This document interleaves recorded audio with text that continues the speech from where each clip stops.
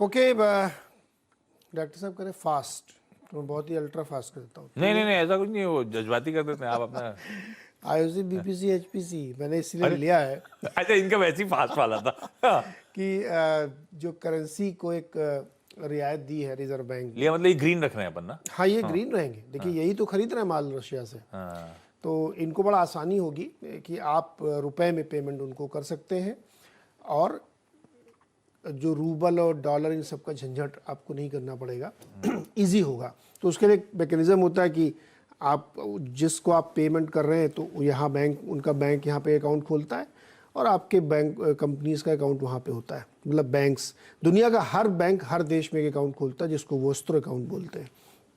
तो उसके through payment होगा। आप यहाँ पे रुपए में पेमेंट कर देंगे अपने बैंक को, वो बैंक उस करेंसी को एक्सचेंज के हिसाब से चेंज करके उनको उसी करेंसी में वहाँ पे कर देता है उनका बैंक।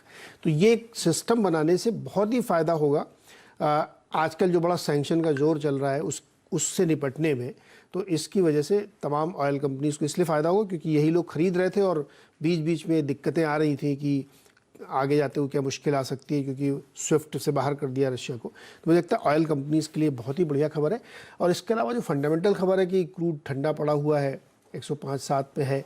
अब उसके पीछे चीन का कारण हो, लॉकडाउन का कारण हो, या डिमांड घट रही हो, लेकिन हमारी डिमांड बढ़ रही है और हमको सस्ते में क्रूड मिल रहा है और ऊपर से डिस्काउंटेड क्रूड मिल रहा है, तो ये इनके लिए फ़ायदे की खबर। तो इसलिए 3 स्टॉक जो मुझे लगता है कि बहुत बढ़िया प्रदर्शन आज दिखा सकते हैं। ओके, अगले 3 जो है उसमें पहला 5 पैसा, 5 पैसा कैपिटल। ऐसा नहीं कि नंबर्स आउटस्टैंडिंग है, पर नंबर्स स्टेबल है, इसीलिए मेंशन कर रहा हूं।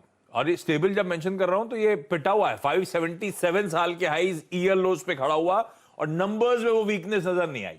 आए लास्ट ईयर 60 करोड़ से बढ़कर 84 करोड़ रुपीस, पिछले क्वार्टर भी 88 करोड़ थी जिससे थोड़ी सी घट के 84, तो स्टेबल आए। प्रॉफिट जंप करें साल दर साल, क्यू ऑन क्यू दोनों कंपैरिजन में। पिछले क्वार्टर तो 4-4.5 करोड़ का मुनाफा था जो बढ़कर 7.5 करोड़ रुपए पे पहुंच गया। तो अच्छा, ये 5 पैसा ध्यान रखिए, कल 9% का मूव दिखा चुका है, तो बहुत हद तक रिजल्ट्स की डिस्काउंटिंग हो रही होगी। लोग बेट कर रहे हैं नंबर्स पे, मुझे उसके लिए कॉशियस रहना पड़ेगा। वो शुरुआती ट्रेड में अगर लोग बुकआउट करना चाहते हैं तभी उसके बाद मोमेंटम आए तब एंट्री करिएगा, नहीं तो इस 9% के मूव के बाद अवॉइड करेंगे। पर ये ग्रीन होना चाहिए था लॉजिकली। एचडीएफसी बैंक, अब ये थोड़ा गड़बड़ है, इसको मैंने लाल रख दिया आज। ये कि बैंक्स आउट परफॉर्म कर रहे हैं। आईसीआईसीआई बैंक पहले सोचा था साथ में रखूंगा, लेकिन आईसीआईसीआई बैंक क्योंकि अपनी चाल चल रहा है, बहुत स्ट्रेंथ के साथ है, चार्ट्स पे तो कोई वीकनेस नजर नहीं आई थी। हालांकि बैंक्स अपने आप में बहुत अच्छे मूव्स दिखा रहे हैं, बैंक्स का मैसिव आउट परफॉर्मेंस है। तो उस बीच में भी खराब ग्लोबल क्यूज के बीच फाइनेंशियल्स कितना बकल डाउन होते हैं, ये थोड़ा सा वॉच आउट। पर एचडीएफसी बैंक रेड रख रहा हूं, होपिंग आज के सेशन में लग तो रहा था कि एचडीएफसी आईसीआईसीआई दोनों लॉजिकली आज लाल होने चाहिए, पर लॉजिक बैठते नहीं हमेशा, इसलिए एक को हटा दिया, सिर्फ एचडीएफसी बैंक को रेड रख के चल रहा हूं, क्योंकि आईसीआईसीआई वैसे भी कन्विक्शन उस स्टॉक को लेकर ज्यादा है फंडामेंटली इस समय मेरा, तो इसीलिए उसको हटाया। एचडीएफसी बैंक को अभी भी रेड रख के चल रहा हूं। दूसरा एक फाइनेंशियल ऐड करा है, वो है स्पंदना स्फूर्ति फाइनेंशियल। कल 5 पैसा के नंबर्स आने थे बस। स्पंदना स्फूर्ति के जो रिजल्ट्स आने थे वो Q1 के नहीं, वो पुराना लैग चल रहा है, Q4 के FY22 के नंबर्स आने थे।